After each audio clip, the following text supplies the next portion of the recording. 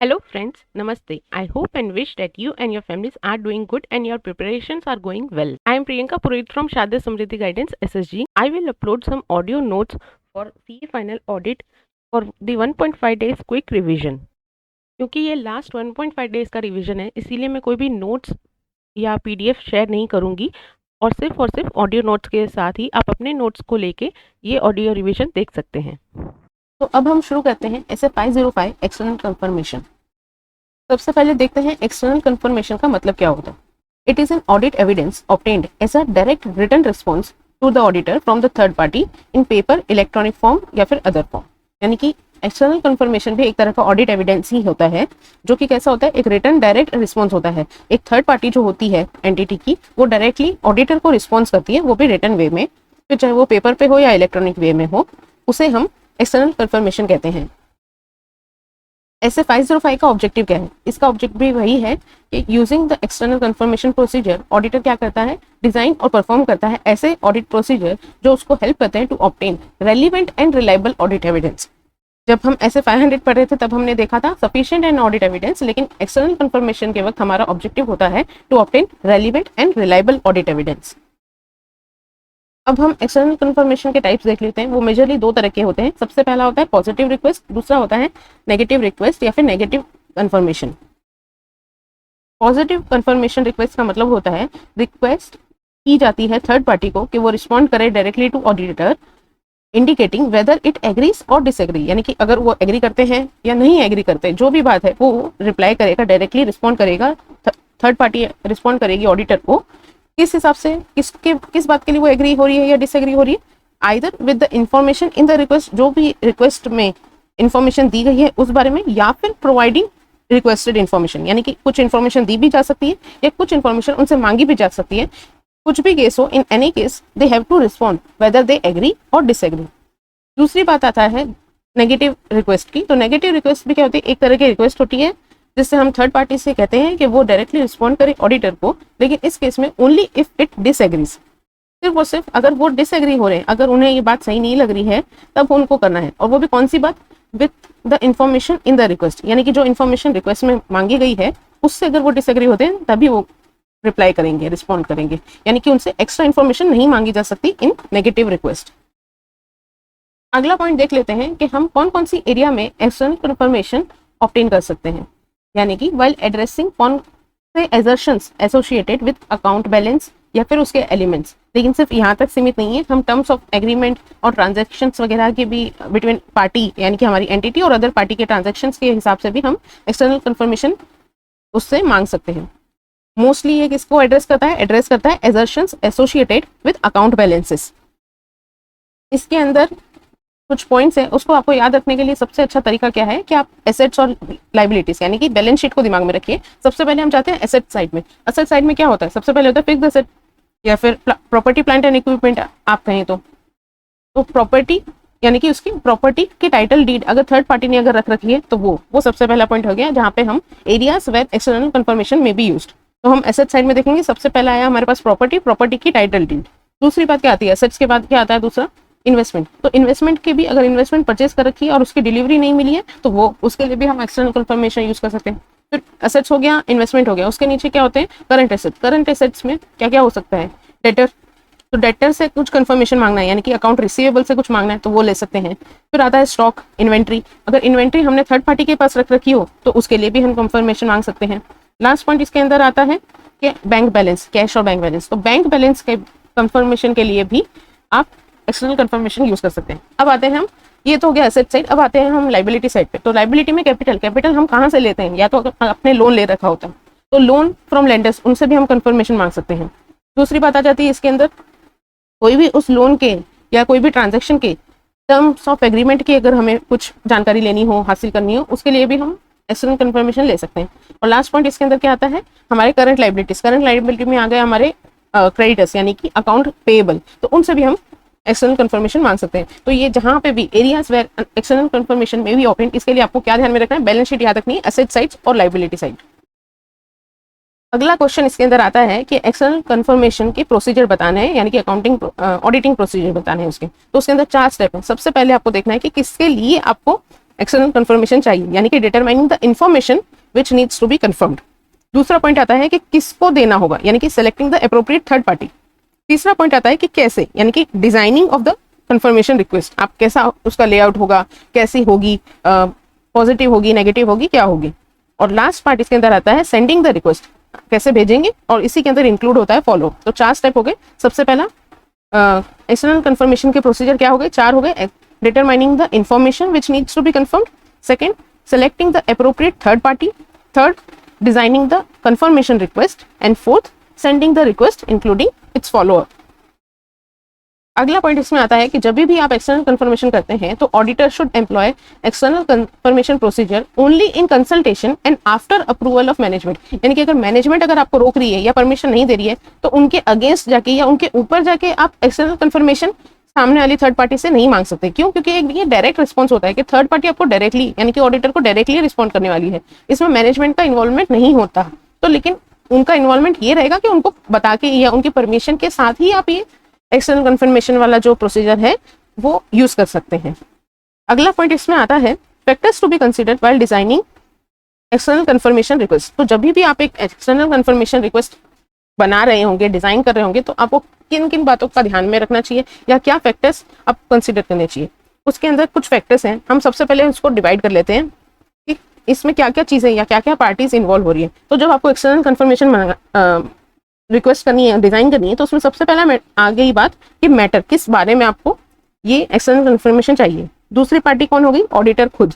और तीसरी पार्टी हो गई मैनेजमेंट। और चौथी पार्टी हो गई हमारी थर्ड पार्टी, जिससे हम एक्सटर्नल कंफर्मेशन मांग रहे हैं। तो जब भी हम factors to be considered while designing EC यानी कि एक्सटर्नल कंफर्मेशन रिक्वेस्ट, तो हम मैटर्स के बारे में क्या देखेंगे कि मैटर्स जो है कौन कौन से एजर्शंस बीइंग एड्रेस्ड, कौन से एजर्शन को हम एड्रेस कर रहे हैं। दूसरा पॉइंट आ गया मैटर के बारे में कि specific identified risk of material misstatement, यानी कि रिस्क ऑफ मटेरियल मिसस्टेटमेंट कितना है। पहला पॉइंट आ गया कि एजर्शन कौन से एड्रेस करने हैं, दूसरा पॉइंट आ गया कि रिस्क ऑफ मटेरियल मिसस्टेटमेंट कितना है। अगला पॉइंट आता है कि ऑडिटर के बारे में आपको ऑडिटर के नजरिए से सोचना है। तो ऑडिटर क्या डिसाइड करेगा कि लेआउट और प्रेजेंटेशन कैसा होने वाला है, फिर उसका प्रायर कुछ एक्सपीरियंस होगा तो वो सब भी वो कंसिडर करेगा। और लास्ट पॉइंट ऑडिटर के केस के हिसाब से आएगा कि मेथड ऑफ कम्युनिकेशन क्या होना चाहिए। नेक्स्ट पॉइंट इसमें आता है मैनेजमेंट का, कि मैनेजमेंट पे ऑथराइजेशन है या नहीं।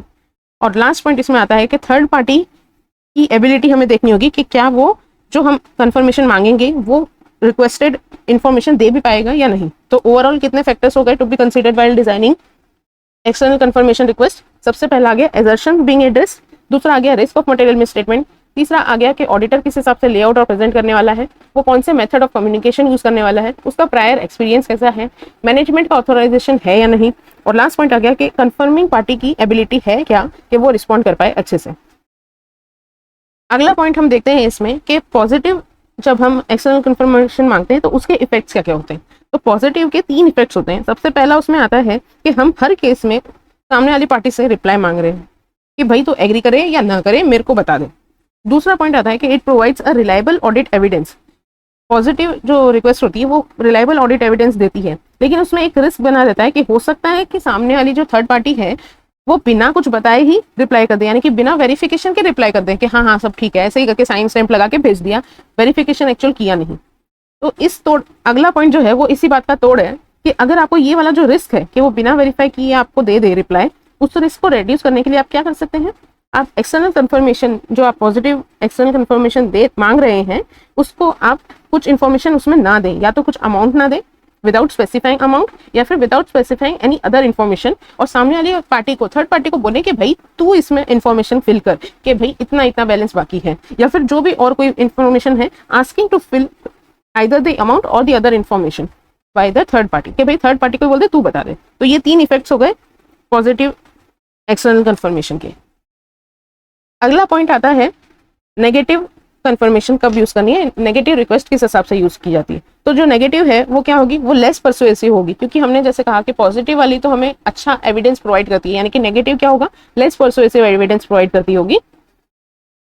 क्योंकि इस नेगेटिव कंफर्मेशन में क्या रहता है, अगर वो डिसएग्री कर रहा है तभी उसे हम मांगते हैं इन्फॉर्मेशन, या अगर आप डिसएग्री कर रहे हैं तो दे दीजिए। तो इसमें और रिस्पांस किस बारे में देता है, सिर्फ और सिर्फ जो बातें लिखी गई है। तो इसमें ऐसा हो सकता है कि इन केस अगर कोई डिस्प्यूट वगैरह हो रहा है तो अगर उनके बारे में अगर उनके फेवर में जारी होगी ये बात कि अगर वो चुप रहेंगे या एग्रीमेंट या कुछ रिप्लाई नहीं देंगे तो वो उनके फेवर में जाएगा, ऐसा भी हो सकता है। या फिर ये बात ये भी दर्शाती है कि वो केयरलेस है, उनको रिप्लाई करने का मन ही नहीं कर रहा, उन्होंने चेक ही नहीं किया।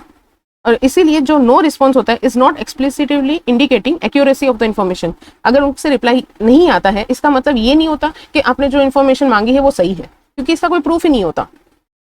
और नो रिस्पॉन्स अगर होता है इसका ये भी मतलब नहीं है कि मिसस्टेटमेंट है। इसीलिए क्या होता है कि जब भी अगर नो रिस्पॉन्स होता है तो ऑडिटर को क्या करने होते हैं, सब्सिक्वेंट कैश डिसबर्समेंट वगैरह, यानी कि उसे अदर परफॉर्म करने होते हैं अदर अल्टरनेट प्रोसीजर, जैसे कि वो सब्सिक्वेंट कैश डिस्बर्समेंट वगैरह मांग सकता है, थर्ड पार्टी जो है उससे करस्पॉन्डेंस कर सकता है, या फिर एग्जामिन कर सकता है अदर डॉक्यूमेंट्स, अदर कुछ डॉक्यूमेंट्स होंगे जैसे कि गुड्स रिसीव नोट वगैरह वगैरह, वो चीज़ें वेरीफाई कर सकता है, यानी कि उसे other alternate audit procedure perform करने होंगे।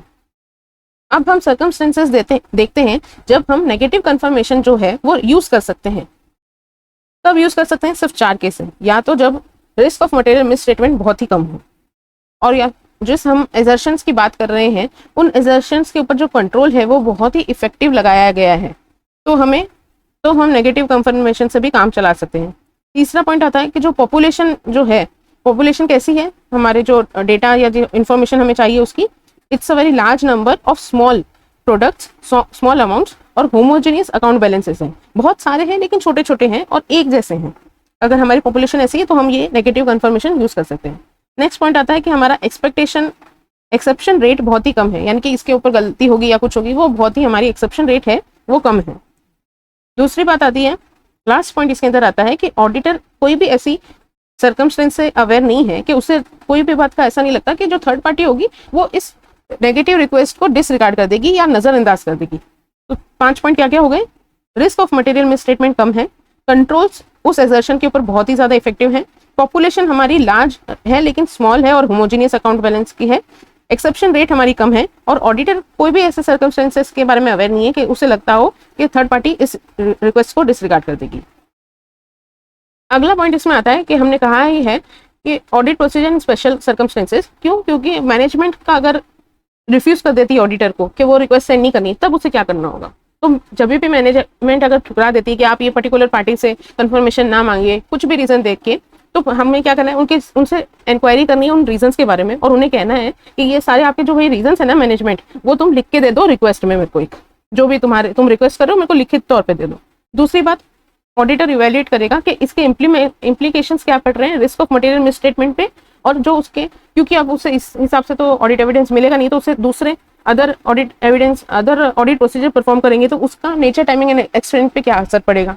तीसरी बात आती है कि उसे परफॉर्म करने पड़ेंगे other alternate audit procedure to obtain क्या, रीजनेबल और रिलायबल ऑडिट एविडेंस।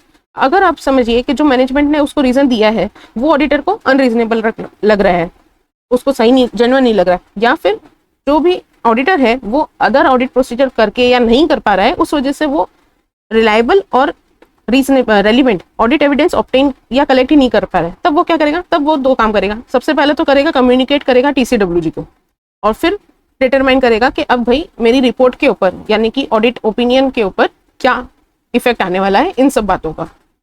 अंदर एक ये क्वेश्चन भी आता है कि और जो एंटिटी है उसके यहाँ पे बहुत सारे डेटर्स हैं, लेकिन एक डेटर बहुत ही 5 साल पुराना है और उसने भी कंफर्मेशन दे रखा है, तो इस केस में आप क्या करेंगे? तो इस केस में हम क्या करेंगे, हम और ज्यादा ऑडिटर जो है वो देखेगा कि भाई ठीक है कंफर्मेशन तो दे दिया, लेकिन 5 साल से वो बंदा, यानी कि जो डेटर है वो कंफर्म कर रहा है बैलेंस, लेकिन पैसे क्यों नहीं दे रहा है, यानी कि वो उसकी फाइनेंशियल एबिलिटीज को चेक करेगा कि भाई, और रीजन पूछेगा, उससे डायरेक्टली कॉन्टेक्ट कर सकता है कि भाई तुम पैसे क्यों नहीं दे रहे हो। और अगर उससे कुछ अलग बातें पता चलती है या एडवर्स मालूम पड़ता है तो वो समझ सकता है कि the client should be advise to provide for bad debts, कि भाई बैड डेट्स में डाल दे, बुक कर दे, प्रोविजन बना दे, यहाँ से पैसा आने वाला भी नहीं है। और फिर वो ये भी देख सकता है कि कहीं ये कोई फोर्ज्ड कंफर्मेशन तो नहीं है, नकली कंफर्मेशन तो नहीं आ चुकी है, क्योंकि कभी कभी क्या होता है हम दिखा रहे हैं डेटर से मिलने वाला है, लेकिन वो हो सकता है कि कुछ हिडन हमारी इनकम हो। ये बात को चेक करने के लिए हम ये एग्जाम्पल जो है वो दिया हुआ है। तो इसके साथ ही हमारा SF 505 एक्सटर्नल कंफर्मेशन कंप्लीट होता है। आई होप ये ऑडियो नोट्स आपके रिवीजन में हेल्पफुल हो।